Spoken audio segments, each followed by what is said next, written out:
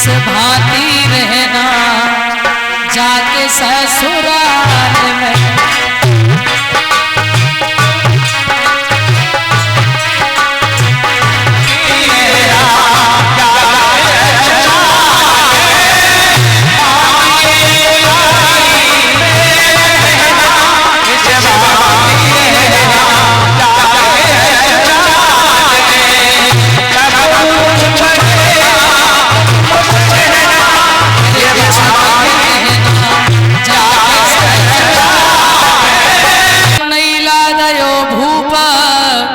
कीर्तियन्ते पुण्डकीर्तया।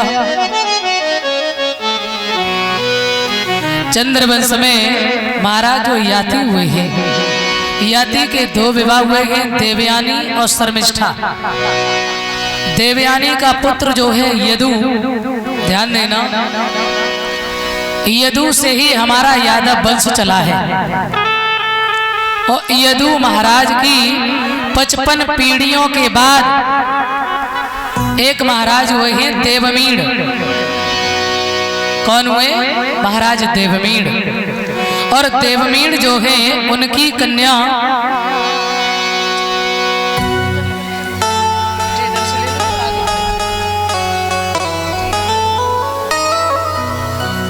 बोलिए गोविंद भगवान की। तो महाराज देवमीड़ हुए हैं और देवमीड़ के हुए हैं दो विवाह। एक पत्नी से हुए अर्जन्य पर्जन्य, एक से हुए सूरसेन।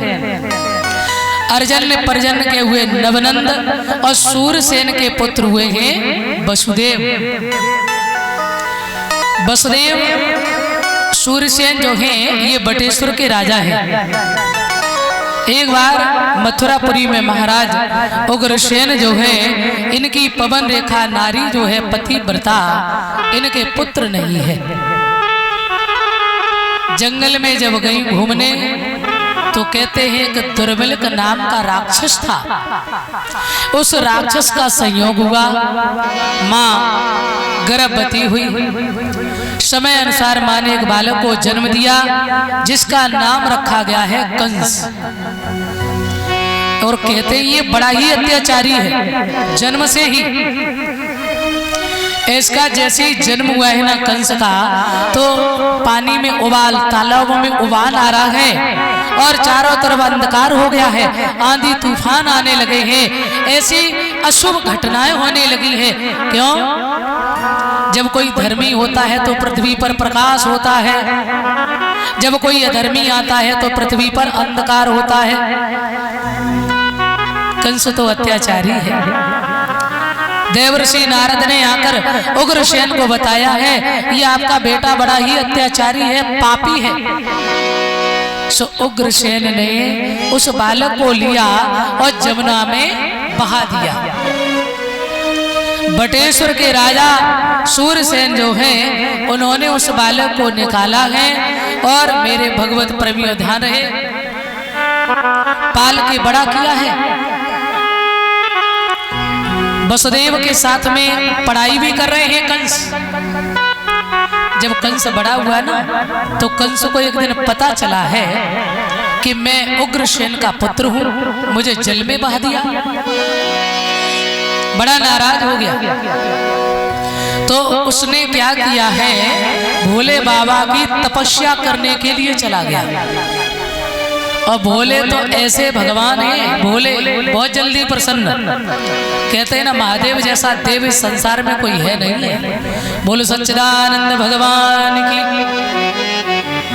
तो उसी समय भोलेनाथ प्रसन्न भाई मांग लो कुछ, तो बोले जे धनुष हमें दे। भगवान ने कही धनुष ले जाओ, पर एक बात ध्यान में रखना, जो ये तोड़ेगा वही तुम्हें मारेगा। कंस लेकर आए, मथुरा पर आक्रमण किया है और पिता चाचा सबको जेल में डाल दिया। स्वयं राजगद्दी पर कंस राज बैठ गए। पर कंस अब वैसे भी तो करेला कड़ुआ था, अब तो राजा बन गए।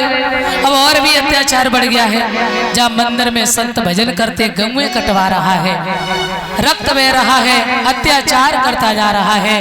कंस के अत्याचार से सभी परेशान हो गए। इधर सभी संत ऋषि महापुरुष भगवान से प्रार्थना कर रहे, प्रभु जल्दी आओ, रक्षा करो। इदाय इदाय धर्मस्य ग्लानिर् भवति भारत। जब ज्यादा अधर्म होता है ना तो भगवान अवतार धारण करके आते हैं। मेरे बंधुओं, जब जब होए धर्म की हानि, बाढ़े असुर अधम अभिमानी, तब तब धरे प्रभु विविध शरीरा और हरे कृपा निध सज्जन पीरा। कंस की एक चचेरी बहन है, राज्य चल रहा है, कोई कंस के सामने बोल नहीं रहा है, और भैया आम से बबूल कहे तो सब बबूल ही कह रहे, इतना शासन है उसका तगड़ा।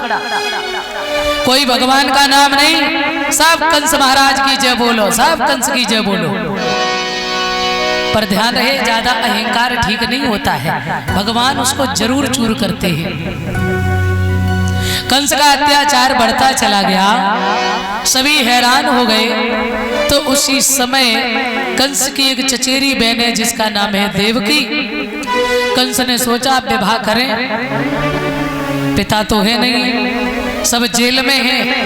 तो मेरे भगवत प्रेमियों, कंस ने वसुदेव मित्र से अपनी बहन का विवाह तय किया और मथुरा नगरी जो है दुल्हन की तरह उसने सजवाई है। बंधुओं ध्यान रखना,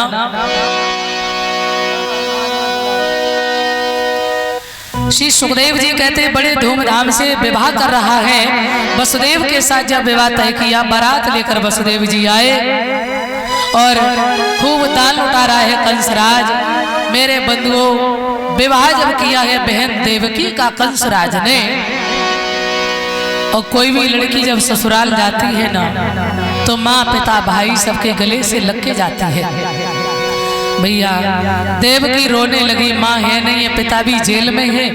कंस बोला रोना नहीं, जो भी आदेश करेगी मेरी बहन में सब पूर्ण करेंगे, मगर रोना नहीं। और एक बात और भी बता दें, जब जनक महाराज ने भी सीता जी को विदा किया ना तो सुंदर उपदेश किए, सुंदर शिक्षा दी अपनी बेटी को। और हमेशा कोई भी माता पिता यदि समझदार होते हैं ना तो जब बेटी ससुराल जाती है तो उन्हें सच्चे संस्कार, अच्छे संस्कार देकर विदा करते हैं। बेटी तुम ससुराल जा रही हो, उसे ससुराल मत समझना, सबकी सेवा करना, सम्मान से रहना, आपका ही नाम हमारा नाम रोशन करेगा। तू चाहेगी तो तेरे पिता का नाम रोशन होगा पुत्री। और कहते हैं कंस भी अपनी बहन को बड़ा दुलार से विदा कर रहा है।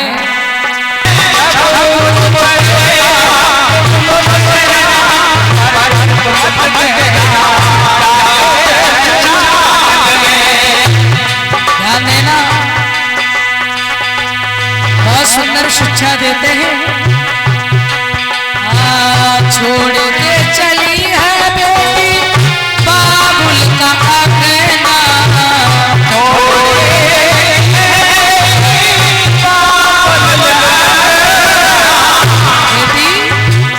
अपनी ससुराल में सबका सम्मान करना, सासू का आदर, जेठ को आदर, ननद को दुलार, देवर को प्रेम, पतिव्रता धर्म निभाना। बेटी लाडो अपने धर्म की रक्षा करना। छोड़ के चली है बेटी बाबुल का अंगना,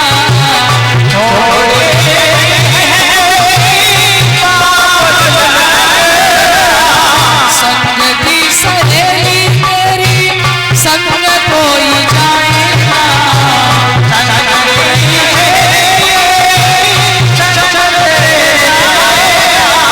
बेटी अपने घर की आन बान